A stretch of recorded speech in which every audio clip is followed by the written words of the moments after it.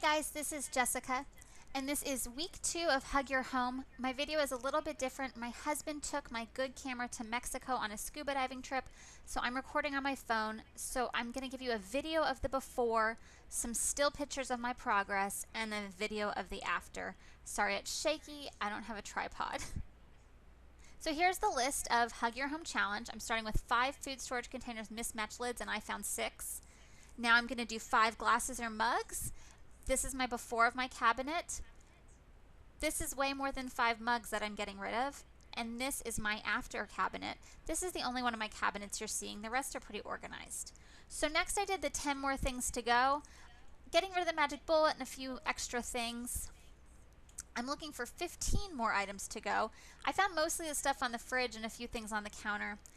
Then I decluttered the countertops and tables. That mostly involved just cleaning, trash, putting stuff in other rooms, and here is my after. So I'm pretty happy.